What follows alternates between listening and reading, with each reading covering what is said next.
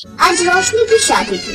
शादी की सभी रस्में पूरी हो चुकी थी, पर कुछ देर से आशा देवी दिखाई ही नहीं दे रही थी। पापा मम्मी कहाँ है? बेटा आशा की तबीयत अचानक खराब हो गई है तो थोड़ी देर के लिए होटल के कमरे में आराम कर रही है। चलो तुम और बहू वहीं चलो, वहीं आशीर्वाद ले लेना। क्या हुआ पापा जी? माँ जी की तबीयत ज्यादा खराब है क्या? हाँ, वो जब तुम्हारे फेरे हो रहे थे उसी समय उसकी तबीयत खराब हो गई थी। पता नहीं, बोल रही है पेट में भी दर्द है और उल्टी आ रही है। शायद कुछ दिनों से शादी का खाना खा रही है ना, इस वजह से तबीयत खराब हो गई होगी। समधन जी, अब विदाई की रस्म शुरू कीजिए। मैं सोच रहा हूँ हम समय से घर पहुँच जाएंगे तो आशा को फैमिली डॉक्टर के पास ले जाऊंगा। आशा को उसी की दवाई से आराम आता है। रोशनी की विदाई की तैयारी शुरू हो जाती है। रोशनी सबसे मिलती है और गाड़ी में बैठ जाती है। रास्ते में आशा की तबीयत ज्यादा बिगड़ जाती है और सब लोग आशा देवी को अस्पताल लेकर जाते हैं। रोशनी की डोली ससुराल जाने की जगह अस्पताल जाती है। देखिए अजय कुमार जी, आशा जी को फूड पॉइजनिंग हुई है, इसलिए आशा जी को कुछ दिन अस्पताल में ही भर्ती रहना होगा। हम अभी आशा जी को छुट्टी नहीं दे सकते। कोई बात नहीं डॉक्टर साहब, आप आराम से आशा का इलाज कीजिए, हमें कोई जल्दी नहीं है। पापा मैं आपके लिए चाय लाता हूँ। नीरज बेटा, मैं सोच रहा हूँ रोशनी को घर भेज दे। वो बेचारी विदाई के बाद सीधा अस्पताल आ गई, उसने तो अभी ससुराल में कदम भी नहीं रखा। पापा जी, जब तक माँ जी ठीक नहीं हो जाती मैं यहीं अस्पताल में ही रहूंगी। पर बेटा ऐसे तो तुम परेशान हो जाओगी। नहीं पापा जी, मुझे कोई परेशानी नहीं होगी। माँ जी मेरी माँ है और इनकी सेवा करना मेरा फर्ज है। पापा जी क्या हुआ? डॉक्टर साहब प्लीज देखिए ना पापा जी की तबीयत। घबराइए मत सिस्टर, इन्हें अंदर ले चलो। तभी नीरज भी चाय लेकर आ जाता है। पापा की बिगड़ी हुई तबीयत को देखकर वो भी घबरा गया। टेंशन की कोई बात नहीं है, थकावट की वजह से इन्हें चक्कर आ गए थे, शायद ये ठीक से सोए नहीं हैं। जी डॉक्टर साहब, वो कल मेरी शादी थी। पापा ठीक तो है ना डॉक्टर साहब? मम्मी इतनी बीमार पड़ी है और पापा भी। मुझे तो कुछ समझ में नहीं आ रहा कि मैं क्या करूं, मुझे बहुत घबराहट हो रही है। नीरज जी मैं आपके साथ हूँ, मम्मी पापा दोनों जल्दी ठीक हो जाएंगे। अस्पताल में रोशनी को अपने सास ससुर की सेवा करते हुए 2 दिन बीत गए थे। रोशनी ने कपड़े तक नहीं बदले थे। अस्पताल में ही रोशनी ने नहा धोकर 2 दिन बाद कपड़े बदले। आज रोशनी की सास की तबीयत थोड़ी ठीक हुई थी। मम्मी जी थोड़ी खिचड़ी खा लीजिए। आशा, रोशनी तुम्हारी बहुत फिक्र करती है। कल मेरी भी तबीयत थोड़ी खराब हो गई थी। रोशनी ने हमारी बहुत सेवा की है। तुम्हारी फिक्र में अभी तक घर भी नहीं गई है। मुझे पता है रोशनी बहू हर लड़की के कितने अरमान होते हैं। शादी के बाद वो पहली बार अपने ससुराल जाएगी, फूलों से स्वागत होगा, मुंह दिखाई की रस्म होगी। पर यहाँ तो सब कुछ उल्टा हुआ। विदाई के बाद ना तो तुम्हारा गृह प्रवेश हुआ और ना ही तुम्हारी कोई मुंह दिखाई की रस्म हुई। हमने तो तुम्हें कोई उपहार ही नहीं दिया। तुम दुल्हन बनकर आई और आते ही अस्पताल में हमारी सेवा में लग गई। मैंने तो कहा था बहू को कि हम तुम्हारा गृह प्रवेश कर देते हैं, फिर आशा ठीक हो जाएगी तो घर आ जाएगी। तुम एक बार घर चली जाओ, पर इसने बात ही नहीं मानी। माँ जी मेरा अकेले घर जाने का मन नहीं था। जब आप ठीक हो जाओगे तब मैं आपके साथ ही गृह प्रवेश करूंगी, आपका आशीर्वाद लेकर। तब तक ये अस्पताल ही मेरा ससुराल है। आंटी जी आप बहुत किस्मत वाली हो जो आपको रोशनी जैसी बहू मिली है। बहुत चिंता करती है नई बहू आपकी। सबने रोशनी की बहुत तारीफ की। कुछ देर बाद रोशनी नीरज के साथ अस्पताल के गार्डन एरिया में चली गई। पीछे से रोशनी की मौसी सास आशा से मिलने के लिए आती है।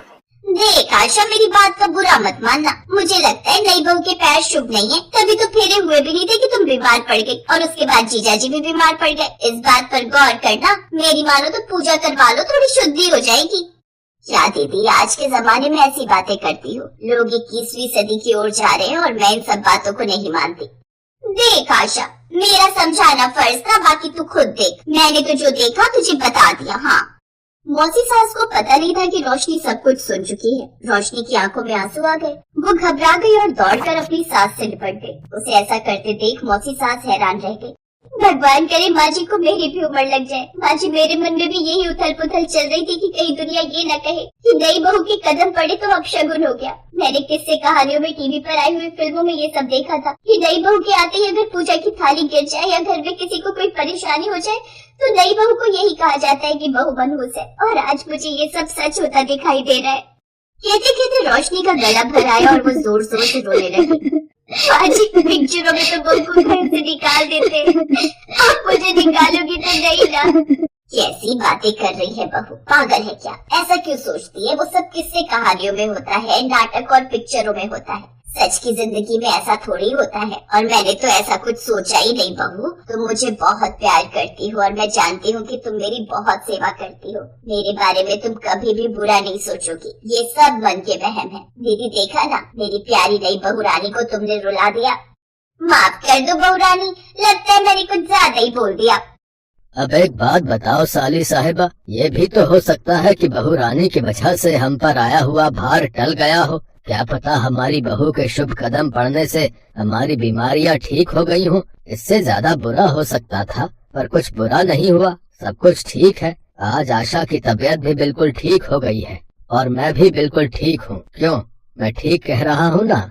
क्या तो तुम ठीक रहे हो जीजा जी, गलत मैं ही थी जो ये सब बातें सोचने लग गई। हमारी रोशनी बहू बहुत अच्छी है। मेरी वजह से बहू रानी की आंखों में आंसू आ गए। तुम मेरे से नाराज हो बहू रानी? नहीं नहीं मौसी जी, मैं आपसे कभी नाराज नहीं हो सकती। आप मेरे बड़े हो। तभी नीरज आ जाता है और सबको खुशखबरी देता है। पापा, डॉक्टर साहब ने मम्मी को छुट्टी दे दी है, अब मम्मी घर जा सकती है। अब मैं अपनी नई बहू रानी के साथ घर जाऊंगी और आज रोशनी का गृह प्रवेश होगा। और फिर रोशनी अपने ससुराल वालों के साथ ससुराल जाने की तैयारी करती है। अस्पताल में रोशनी को सब जान गए थे। वहाँ के डॉक्टर, नर्स, काम करने वाले जूनियर डॉक्टर सब रोशनी की बहुत तारीफ करते थे। सबने रोशनी को खुशी खुशी विदा किया और रोशनी अपने ससुराल वालों के साथ अपने ससुराल पहुंची। और ढेर सारी खुशियों के साथ रोशनी का ससुराल में गृह प्रवेश हुआ।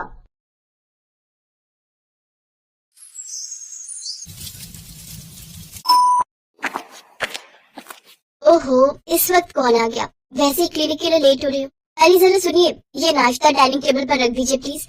तब तक मैं देख कर आती हूँ कौन आया है। पर मैं भी तो ऑफिस के लिए लेट हो रहा हूँ। अब तुम जूही को बोल दो ना। वो घर में हो तब तो बोलूं। पता नहीं कौन सा केस लड़ रही है मैडम। सुबह सुबह ही निकल जाती है घर से। अब जाने तो मैं ही करती हूँ। अरे रुको, तुम नाश्ता लगाओ, मेन डोर मैं खोल देता हूँ। हाँ, ये ठीक रहेगा। इसके बाद सरिता अपना बनाया हुआ नाश्ता डाइनिंग टेबल पर लगाने लगी, जहाँ पहले से ही उसका देवर मुकेश और सास लीला बैठे हुए थे। और फिर आज फिर से उपमा और ये सत्तू का शरबत। ओहो, मुझे ये बिल्कुल पसंद नहीं। और आपको जो पसंद है उसी ने आपका लीवर खराब किया है। देखो मुकेश भैया, अभी उम्र कम है तो खाने पीने को ठीक करके ही बात बन जाएगी, वरना बाद में। बस बस भाभी, मैं समझ गया। मैं खा रहा हूँ। माँ जी, अब ये लीजिए, आप भी शुरू कीजिए। हाँ बेटा लाओ। अब ये राकेश कहाँ रह गया? अरे हाँ, वो तो मेन डोर खोलने गए थे, मैं देखती हूँ। इतना कहकर सरिता घर के मेन डोर की तरफ जाने लगी, लेकिन तभी राकेश उधर से आ गया। उसके हाथों में एक कागज था और चेहरे पर परेशानी, जिसे देखकर सरिता ने पूछा, क्या हुआ जी? कौन था? ये नोटिस आया है कोर्ट से, तो तुम्हारे खिलाफ है। मेरे खिलाफ? पर मैंने क्या किया? अब लाइए मुझे दिखाइए। ये कहकर सरिता ने वो नोटिस लिया और उसे बहुत ध्यान से पढ़ने लगी।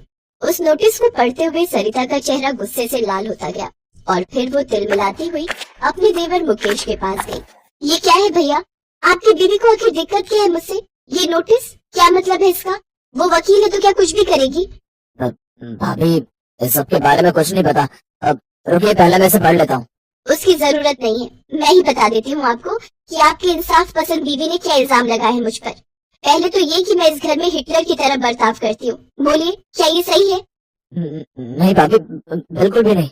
हाँ, और दूसरा इल्जाम ये कि मैं इस घर के लोगों को टॉर्चर कर रही हूँ, अपना बनाया हुआ बेस्वाद खाना खिलाकर। माँ जी आप बताइए, मैं क्या गलत करती हूँ? मैं एक डॉक्टर हूँ, इसलिए अच्छे से समझती हूँ कि इस घर में किसको क्या खाना चाहिए। सारा दिन क्लिनिक में ऐसे पेशेंट देखती हूँ कि मन घबरा जाता है मेरा। मैं तभी तो ओहो, इतना परेशान मत हो बेटा। अब जूही तुमसे छोटी है, देवरानी है तुम्हारी, नादान है। उसे घर आने दो, मैं बात करती हूँ उससे। रहने दीजिए माँ जी, आपकी छोटी बहू बात करने में नहीं बल्कि सीधा कोर्ट में जिरह करना जानती है, तो फिर ठीक है। इस बार मैं भी उसे उसी की भाषा में जवाब दूंगी। सुनिए, कल हम कोर्ट जाएंगे और आप सब मेरी तरफ से बोलेंगे, ठीक है ना? लेकिन सरिता, इस सब की जरूरत नहीं है। बिल्कुल जरूरत है। अब बात मेरे आत्मसम्मान की है, जिसे मैं कोर्ट से जीत कर ही लौटूंगी। तो इस तरह देवरानी जेठानी के बीच आर पार की लड़ाई छिड़ गई। असल में सरिता पेशे से एक डॉक्टर थी दूसरी तरफ उसकी नई नवेली देवरानी जूही, जो कि पेशे से एक वकील थी, उसे शुरू से ही बाहर के खाने का बहुत शौक था। साथ ही उसे किसी के सामने झुकना तो कतई बर्दाश्त नहीं था। असल में ये सब शुरू तब हुआ जब जूही ने शादी के बाद पहली बार सरिता के हाथों का बना खाना खाया। भाभी, ये लौकी ये कौन खाता है, और ये रोटी ये कितनी मोटी है? हाँ, क्योंकि ये मल्टीग्रेन आटे से बनी है और अभी गर्मियों के दिन है तो लौकी बेस्ट होती है। लेकिन भाभी, ये सब तो टेस्टलेस है, अब मैं तो ये नहीं खा सकती। मुझे लगा था कि मेरे स्वागत के लिए आपने कुछ चाइनीज बनाया होगा जो मुझे बहुत पसंद है। खैर कोई बात नहीं, मैं खुद ही बना लेती हूँ। रुको जूही, खाना बन चुका है और अब दोबारा कुछ नहीं बनेगा। तुम्हें पता है ना मुकेश भैया का? हाँ हाँ पता है, इनका लीवर फैटी है और ये बहुत कॉमन है आजकल भाभी। इतना लोड लेने की जरूरत नहीं है। और वैसे भी आपकी तरह मैं भी इस घर की बहू हूँ और इस घर की रसोई पर मेरा भी उतना ही अधिकार है जितना कि आपका। ये कहकर जूही रसोई में गई और उसने अपनी पसंद का चाइनीज खाना बनाया और बस उसके बाद से ही दोनों बहुओं में हर रोज खाना बनाने को लेकर कहासुनी होने लगी। और अब जेठानी होने के नाते सरिता का पलड़ा भारी पड़ने लगा, तो जूही ने अलग पैतरा अपनाया और सरिता के नाम कोर्ट से नोटिस भिजवा दिया, जिसे एक चुनौती मानकर सरिता भी तैयार थी अपनी देवरानी को मुंह तोड़ जवाब देने के लिए। हाँ तो मिसेस सरिता, अब आप ही कोर्ट को बताइए कि आपको किसने हक दिया अपने ससुराल वालों को इस तरह टॉर्चर करने का। ऐसा आपको लगता है मैडम, मैं अपने घर वालों को टॉर्चर नहीं कर रही, बल्कि उनका बेहतर तरीके से ख्याल रख रही हूँ ताकि वो कभी बीमार न पड़े। लेकिन सरिता जी, आपका बनाया हुआ उपमा, ढोकला और वो सूखी इडली खा खा कर बेचारे घर वाले अपने टेस्ट बड्स ही खो चुके हैं। उसका क्या? सच कहूँ तो सबकी जीने की इच्छा ही खत्म कर दी आपने।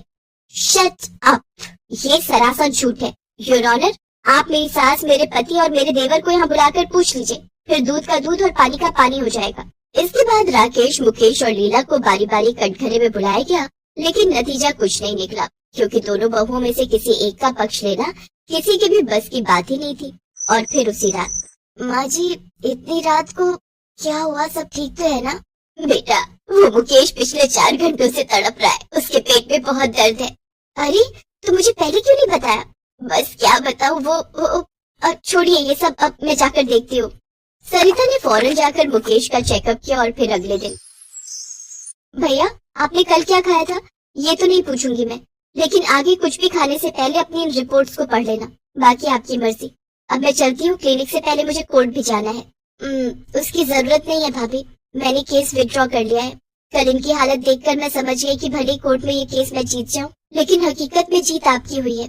आप हमेशा से सही थी और मैं गलत। मुझे माफ कर दीजिए भाभी, अब से इस घर की रसोई में हमेशा वही पकेगा जो आप कहेंगी। जूही की बात सुनकर सरिता की आंखों में भी आंसू आ गए और वो जूही को गले लगाते हुए बोली, नहीं, गलत मैं भी थी। कल घर वालों को असमंजस में देखकर मैं भी समझ गई कि सेहत सिर्फ अच्छे खाने से नहीं बल्कि खुश रहने से भी बनती है, और घर वालों को वो खुशी तुम्हारे बनाए खाने से मिलती है। इसीलिए घर की रसोई को अब से मैं अकेली नहीं बल्कि हम दोनों मिलकर चलाएंगे। आहा हा हा, इसे कहते हैं हैप्पी एंडिंग। भाई वाह, तो बहू ये तो बताओ कि आज खाने में क्या बनेगा?